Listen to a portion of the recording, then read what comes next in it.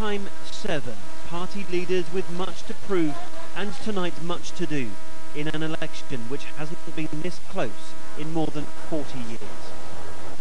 7 party leaders go face to face live in the ITV Leaders Debate.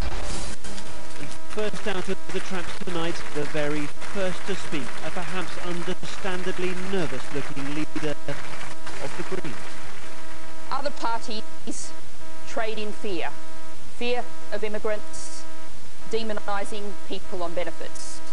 But to build a decent, humane society, we start with hope. We have a positive alternative. Let's have a trade deal with Europe. Let's cooperate with them as friends, but make our own laws. And let's take back control of our borders.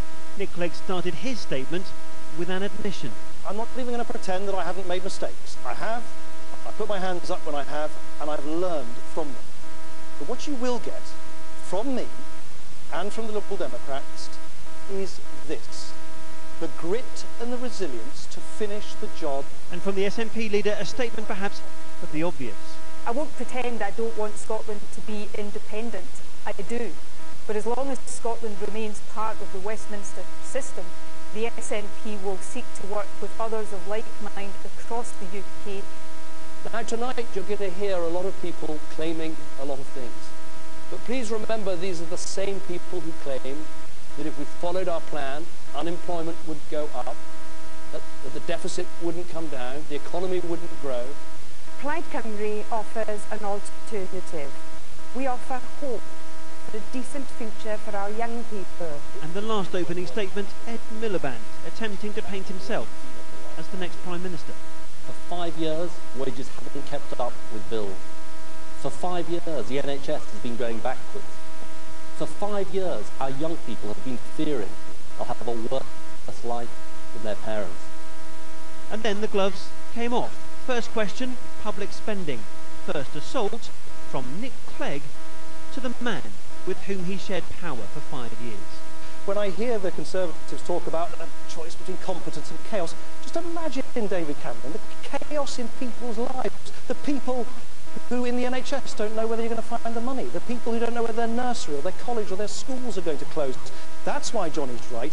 You need to take a balanced approach. Nick is wrong about our plans, because of course we are going to raise $5 billion from tax evasion and aggressive tax avoidance as we've done in this Parliament. And that's part of the balanced plan that also involves putting more money into our NHS and cutting taxes for working people. But here, the very wealthy include some of the tax avoiders and evaders. It's really ironic, isn't it, hearing Nick Clegg and David Cameron argue when they've been hand in glove imposing austerity on the people of this country for the last 5 years. You've been balancing the books on the backs of the poor. 79,000. No, we've actually done it in a balanced way. The books aren't balanced. We've got a 90 billion deficit. I mean, what's going on here? Can we get real, please? And then Ed Miliband started using a phrase Ronald Reagan used to great effect many years ago. There you go again. There you go again. You can't talk about the present and you can't talk about the future, so you want to talk about the past. I think people at home will want to know, what are we going to do for them in the next 5 years? What I'm hearing is more debt and more taxes, more debt and more taxes, a lot more debt and more taxes. You probably by now get the point. Next came a question about the future of the NHS, and Nigel Farage, true to style, took a risk. He might regret he did. Okay, here's a fact. And I'm sure that other people will be mortified that I dare to talk about it. There are 7,000 diagnoses in this country every year for people who are HIV positive. It's not a good place for any of them to be, I know. But 60% of them are not British nationals. This kind of scaremongering rhetoric is dangerous. It's a fact. It's dangerous, it divides communities and it creates stigma to people who are ill, and I think you would be ashamed of yourself. Well, I'm sorry, we've got to put our own people first. When somebody is diagnosed with a dreadful illness, my instinct is to view them as a human being, not consider what country they come from. Remember though, Nigel Farage has made a political career out of saying things others are not prepared to say. The NHS is the issue on which the Labour leader was most comfortable. and it showed. I would say to everybody at home that use your vote at this election as a weapon to fight for the future of our National Health Service, because it needs to be rescued from you, David. What about the staff? Because I've got to say, over 13 years, the Labour government transformed an NHS from 18-month waiting to 18-week waiting. That's our record. Ed Miliband is simply wrong on the figures. There are more nurses, more doctors, more people being treated, and that's because we have a strong economy. And to make our NHS more efficient, to deal with some of its problems, what we need to do is take the whole market mechanism out of the NHS. Nick Clegg. Well, look, we've heard lots of warm words here about the NHS. Of course, we all love the NHS, but the NHS doesn't need warm words, it needs hard cash.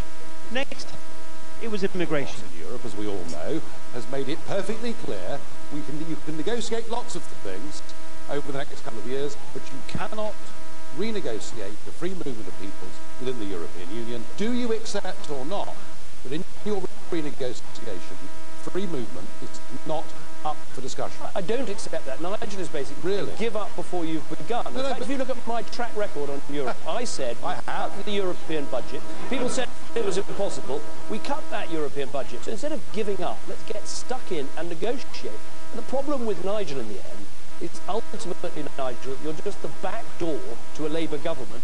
Different this debate certainly was, but was it votes deciding? Chris Shipp, ITV News, at the Leaders' Debate.